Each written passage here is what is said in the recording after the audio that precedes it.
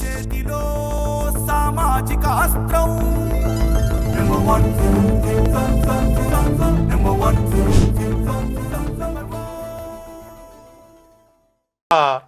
మా ఆఫీస్ నెంబర్కి ఒక మెసేజ్ పెట్టారు. ఆయనతో కూడా మాట్లాడే ప్రయత్నం చేస్తాం. ఆయన పేరు శ్రీనివాసులు. అయ్యా నమస్కారం, నా పేరు శ్రీనివాసులు. అది వీలైతే అది డిస్ప్లే చేయడానికి చూడండి పీసీఆర్. అయ్యా నమస్కారం, నా పేరు శ్రీనివాసులు. నేను 30/4/2021 ప్రస్తుత తిరుపతి జిల్లా పుత్తూరు మండలం రిటైర్డ్ అయినాను. నా పైన కొన్ని అభియోగములు ఉన్నందున నాకు ప్రొవిజనల్ పెన్షన్ మంజూరు చేశారు. మిగిలిన బెనిఫిట్స్ రాలేదు, పెండింగ్లో పెట్టారు. నేను అనేక పర్యాయములు తిరిగిన ప్రయోజనం లేదు. ప్రస్తుతం నాకు ఆరోగ్యం సరిగా లేనందున ఇంటి పట్టునే ఉన్నాను. నేను పుట్టుకతో వికలాంగుడును. నా భార్య కూడా కొన్ని అనారోగ్య సమస్యలతో బాధపడుతున్నారు. ఈ వయసులో మేమిద్దరం చాలని పెన్షన్తో ఆసుపత్రి ఖర్చులు భరించలేక చాలా కష్టపడుతున్నాం. ఆ సమస్యను ప్రభుత్వ దృష్టికి తీసుకువెళ్ళి నాపై మోపిన అభియోగాలు విచారించి నేను బతికుండగానే నాకు రావాల్సిన పెన్షనరీ బెనిఫిట్స్ మరియు ఫుల్ పెన్షన్ మంజూరుకు సహకరించవలసిందిగా మనవి. శ్రీనివాసులు, రిటైర్డ్ తహసీల్దార్, డోర్ నెంబర్ అనే అన్ని అడ్రస్ కూడా పెట్టినటువంటి పరిస్థితి. అంటే ఈరోజు పరిస్థితి ఏ విధంగా ఉంది అనేది అర్థం చేసుకునేటువంటి యొక్క కూటమి ప్రభుత్వం అందరికీ మంచి చేస్తుంది.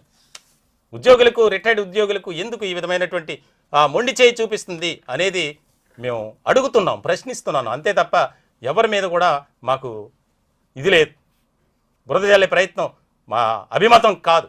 ఈ గ్రేస్ గారు లైన్లో ఉన్నారు. మేడం నమస్తే.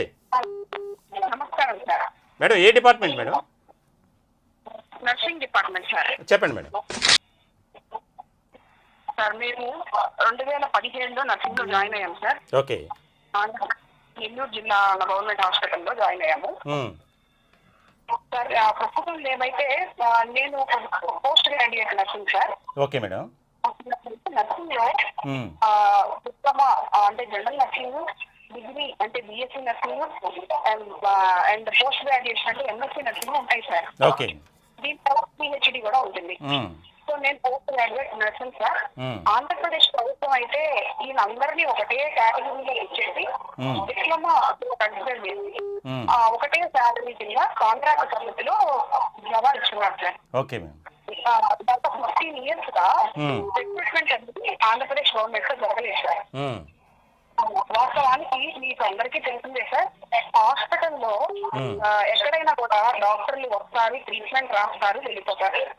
24 గంటలు కూడా హాస్పిటల్ పేషెంట్స్ ని కనిపెట్టుకొని ఉండేది నర్సెస్. ప్రభుత్వం వాళ్ళు సార్ నర్సెస్ వస్తున్నారు, టాబ్లెట్స్ ఇస్తారు, ఇంజక్షన్స్ ఇస్తారు, వెళ్ళిపోతారు. కాబట్టి ఎవరైనా ప్రభుత్వంలో ఎవరిని ఎక్సెప్ట్ చేసుకున్నా వాళ్ళు ఈ పని చేస్తారు కదా అన్న అపోహలో ఉన్నారేమో అని మాకు అనుమానంగా ఉంది సార్. ఎందుకంటే కొత్తగా ఏఎన్ఎం అంటే ఎంపీహెచ్ చదివిన కోర్సు, అది 1.5 సంవత్సరం కోర్సుగా, అది ఎలాగంటే ఇంజనీరింగ్ లో ఐటీఐ ఎలాగో అలాంటిది సార్ నర్సింగ్. ఆ ఏఎన్ఎం చదివిన వారిని కొంతమందిని ఇంటెన్సిఫైడ్ ట్రైనింగ్ ఇచ్చి 1.5 సంవత్సరం పాటు వాళ్ళకి స్టాఫ్ నర్స్ కోర్సులు కట్టబెట్టే ప్రయత్నము ప్రభుత్వం చేస్తుంది సార్. 15 సంవత్సరాలుగా కాంట్రాక్ట్ లో ఉన్న మమ్మల్ని ఒక రకంగా మమ్మల్ని పక్కన పెట్టేది. ఈ రోజున వారికి ఇంపార్టెన్స్ ఇచ్చి, వాళ్ళకి ప్రయారిటీ ఇచ్చి, వాళ్ళకి ట్రైనింగ్ ఇచ్చి, వాళ్ళకి ఉద్యోగాలు ఇవ్వాలి అని అనుకోవటము ప్రభుత్వము ఇలా చేయటం పట్ల మాకు చాలా బాధ కలిగింది సార్. ఎందుకంటే వాస్తవానికి కోవిడ్ లో మాలో అనేక మంది కుటుంబాల్లో మరణాలు జరిగినాయి. స్టాఫ్ చాలా మంది చనిపోయారు, స్టాఫ్ భర్తలు చనిపోయారు. కడుపులో అంతా పసిపిల్లలు ఉండగానే భర్త చనిపోయిన నర్సెస్ ఉన్నారు. అలాంటి కేసెస్ చాలా ఉన్నాయి సార్. తల్లుల్ని, మామల్ని, అక్కల్ని కోల్పోయిన వాళ్ళు అనేక మంది ఉన్నారు. ఇంకా ఒక యుద్ధంలో సైనికుల్లాగా మేము పోరాడితే మాకు ఏ విధమైన ఆర్థికంగా కానీ ఎలాంటి సహాయం అందకుండా మమ్మల్ని కంప్లీట్ గా విస్మరిస్తూ ప్రభుత్వం ఈ రోజు ఏఎన్ఎం వాళ్ళకి ఉద్యోగాలు ఇవ్వడానికి, ఖాళీగా ఉన్న పోస్టులన్నీ వాళ్ళకి ట్రావెల్స్ పోస్టులు వాళ్ళకి ఇవ్వాల్సిన అనుకోవటాన్ని మాకు చాలా బాధ కలిగిస్తుంది సార్.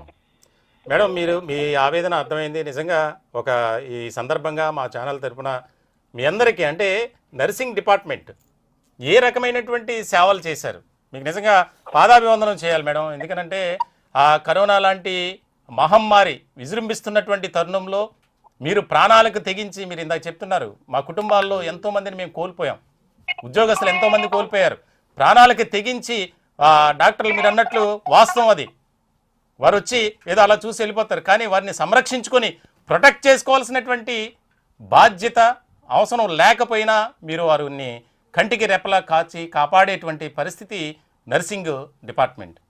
మీ అందరికీ నిజంగా ప్రభుత్వం మరి తరపున చేయాల్సినటువంటి బాధ్యత ఉంది, అవసరం ఉంది. కానీ ఎందుకు ఇలా నిర్లక్ష్య ధోరణి కనబరుస్తుంది అనేది వారికి తెలియాలి.